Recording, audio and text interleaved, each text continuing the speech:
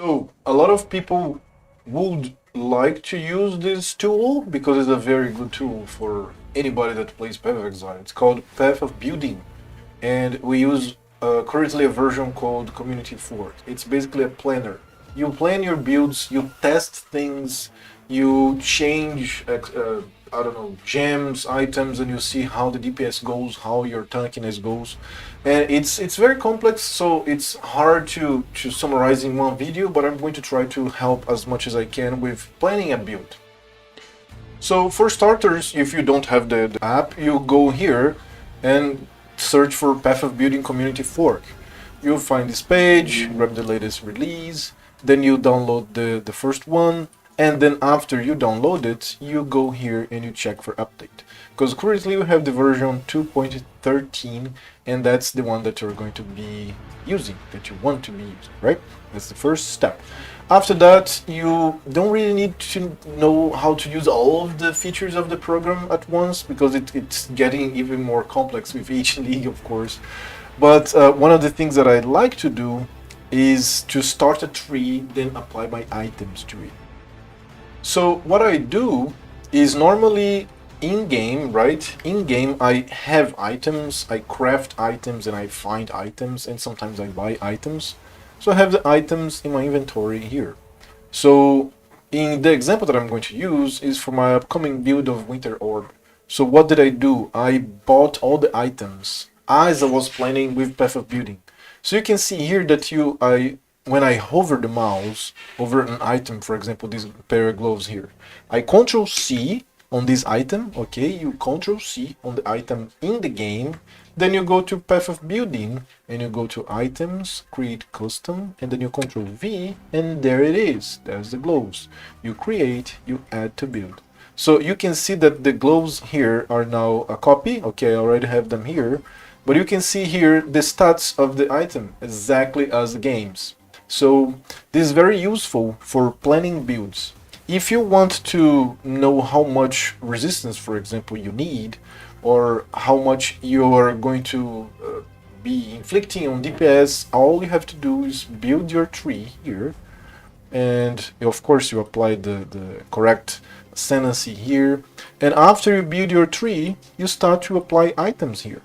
The best way for me is copying from the game, but you can also craft items. This is for like a wish build. You wish you had this, you are going to seek these items, you know that these items will work well, etc. So for example, I'm going to try to craft a pair of gloves here. So you go here, gloves, you choose what type of gloves, so armor evasion, you choose what subtype, Worm Skull Gauntlet, create, and then you have the mods here. You can influence it, you can corrupt, apply enchantment, you can even, in cases of rings and amulets, you can anoint everything. So you can really configure everything in the item for your build.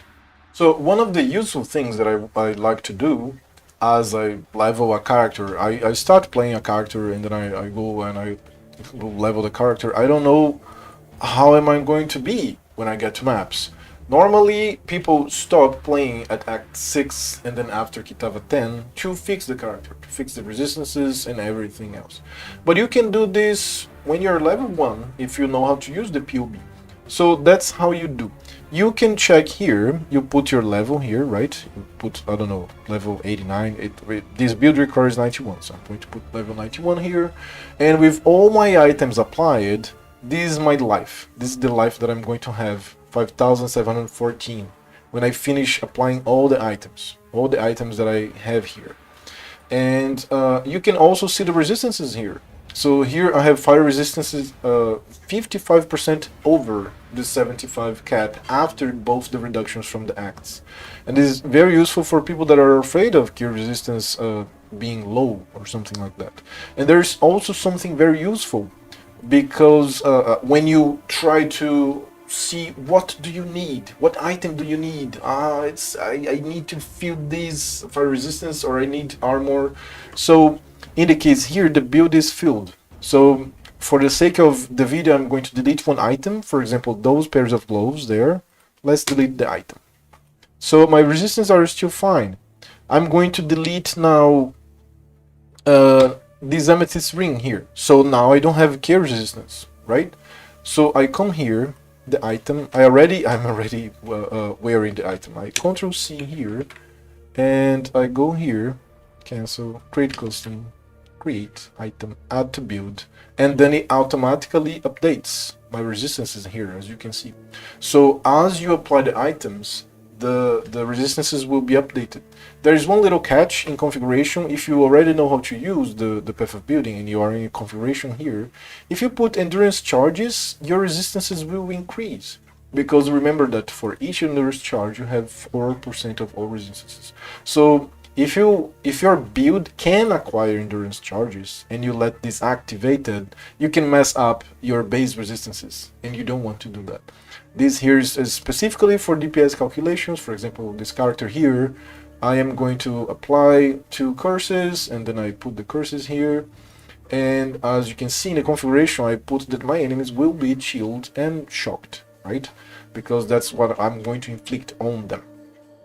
So if you remove shock here, DPS changes, and chill as well. And in this case here, for example, Winter Orb is, since I use GMP, I have 5 orbs that will be cast all the time, and they will overlap their AoE on bosses mostly, and you can see that it's 100k DPS, you multiply by 5, so it's 500k DPS. It's kind of decent.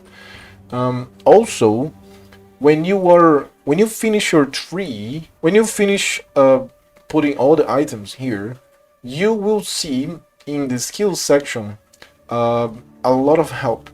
For example, I'm going to create a new one here, and I'm going to create Winter Orb. That's the skill I'm going to be using. And then here, I'm going to select this new one here. You can see that this is my current one that has the skill gems here, but this one here has none. So I select it here, and it shows my DPS, 24k.